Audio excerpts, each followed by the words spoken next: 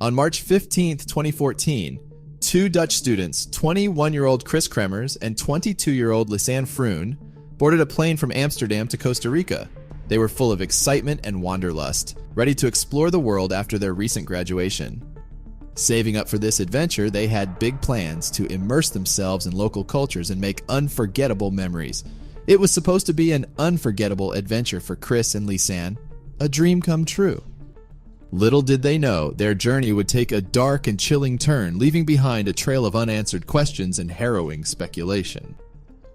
After weeks of sightseeing, their journey took them to Panama, with a quick stop at Bocas del Toro before reaching their final destination, Boquete.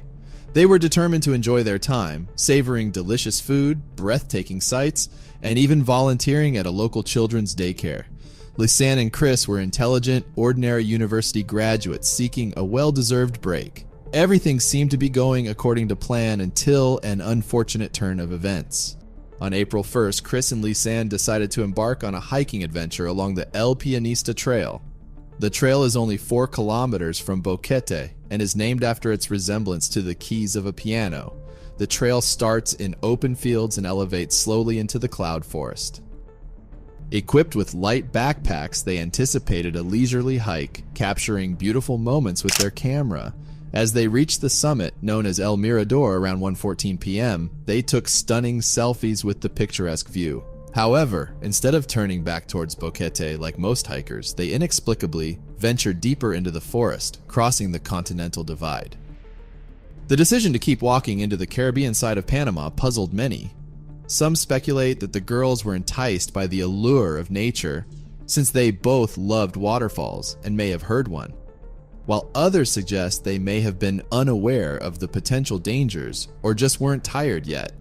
As they explored further, they took pictures of their surroundings, but these images later became haunting clues to their fate. On that fateful day, something went terribly wrong. At 4:39 p.m., more than 3 hours after leaving the top of the Mirador, Kris attempted to call 112 using her iPhone, but poor reception prevented the connection. Several more attempts were made from both Kris and Lisanne's phones, but all in vain. Around an hour later, both phones were powered off, and in the following days, 911 and 112 would be called 7 times. Meanwhile, in Boquete, the mother of the host family, Miriam Guerra, notices that they haven't returned from their hike. However, she didn't think too much of it, as students usually stay out late to enjoy the town's nightlife. However, the next morning, on April 2nd, a tour guide that the girls had previously booked an 8 a.m. appointment with got concerned after they didn't show up. The tour guide then went to visit the house where they were staying, and upon finding that they weren't there either, he notified the girls' parents in the Netherlands, as well as the police in Boquete. The search for Kris and Lisanne began.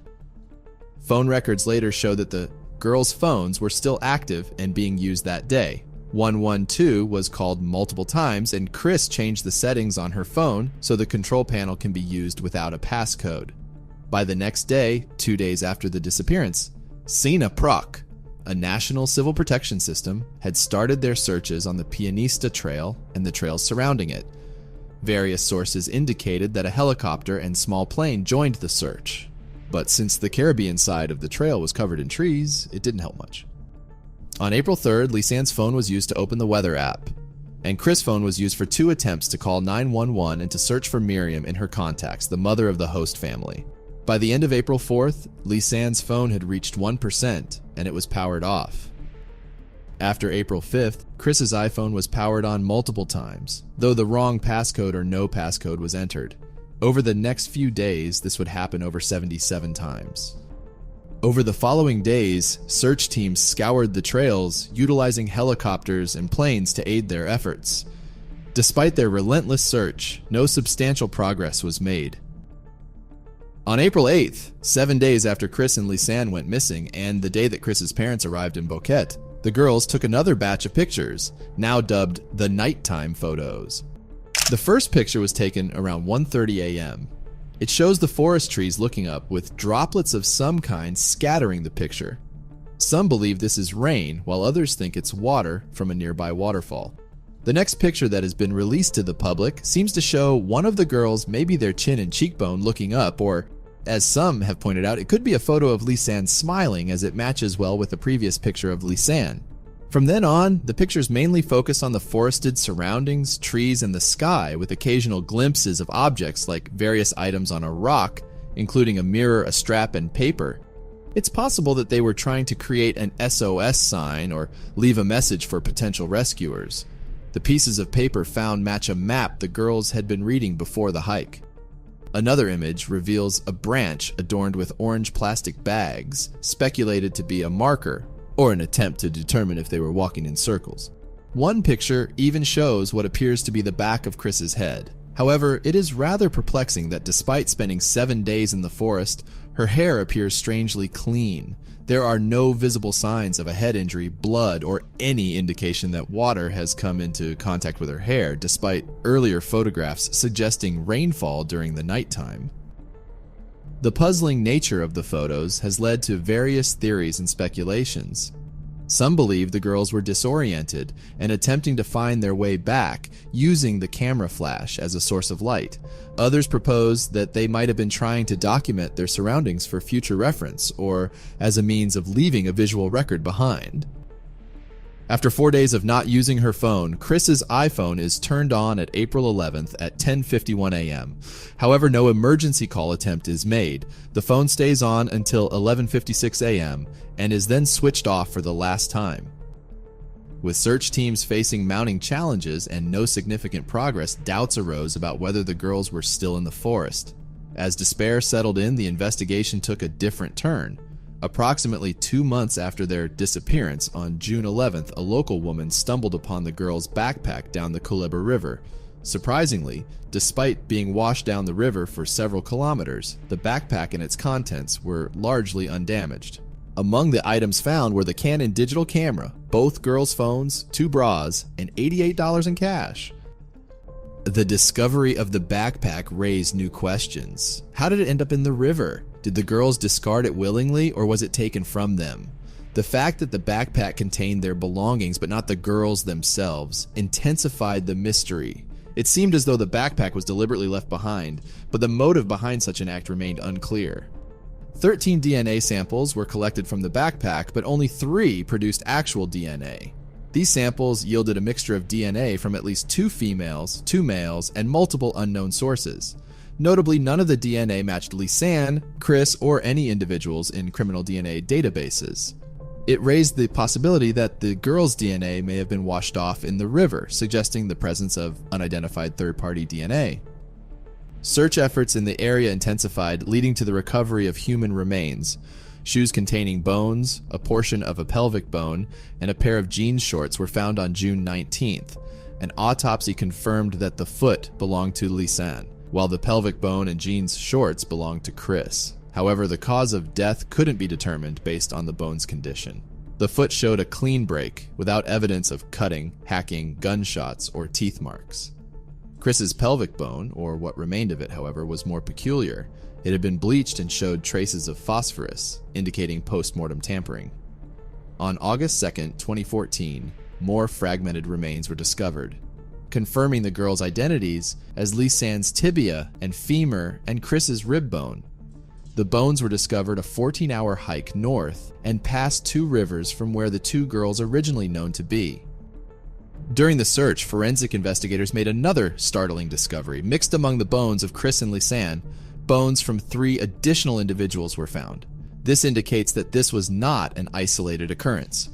According to reports, the remains included a long bone belonging to a child's left forearm and an occipital bone from an adult male.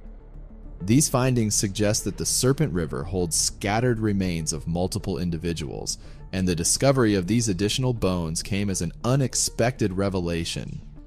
Further searches also yielded more personal belongings, including a shoe that matched the size of Lisanne's foot and a backpack strap believed to be Kris's. Theories regarding the cause of the girls' deaths range from accidents and exposure to the elements to criminal acts and foul play. A team of forensic specialists concluded the most probable cause of death was that the girls slipped and fell from a cliff. Cliffs in the area are 30 to 40 meters high, and water currents are also strong at the bottom of the cliffs.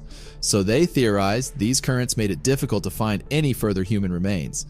However, the hiking route taken by Kris and Lisanne and their last known position coincided with paths frequently used by local villagers for daily activities such as visiting neighbors and accessing the town.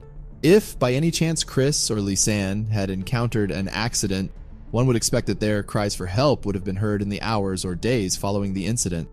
Other theories suggest that they could have encountered hostile individuals or became victims of human trafficking. However, without more concrete evidence or witnesses, these theories remain purely speculative. Another theory that gained attention suggested that the girls may have become disoriented and lost in the dense forest, eventually succumbing to the harsh environment. The peculiar nature of the photos, including attempts to mark their path and create SOS signs, seem to support this theory. However, the clean break in Lisanne's foot, the unusual condition of Kris's pelvic bone, and the fragmented remains complicated this explanation. As time goes on, it becomes increasingly challenging to find definitive answers. The dense jungle and rugged terrain pose significant obstacles to investigators, making it difficult to unravel the truth. Despite extensive search efforts, forensic analysis, and public attention, many questions remain unanswered. What truly happened to the girls during their hike in the Panamanian jungle? Why were their remains found in separate locations? And who, if anyone, was involved in their disappearance and deaths? The Panamanian authorities officially closed the case in March of 2015, approximately 1 year after the two girls had gone missing. They decided that the explanation of an accident causing the disappearance was what made the most sense. However, over the years, various independent investigations have raised significant concerns about the initial investigation. While nothing can be stated definitively, each new revelation seems to suggest a greater likelihood of foul play being involved. In the end, all we truly know is that on that fateful day in April, Kris and Lisanne embarked with the aspiration of walking among the clouds. Let us honor their memory by remembering them as the bright, ambitious, and vibrant young women they were, whose lives were tragically cut short.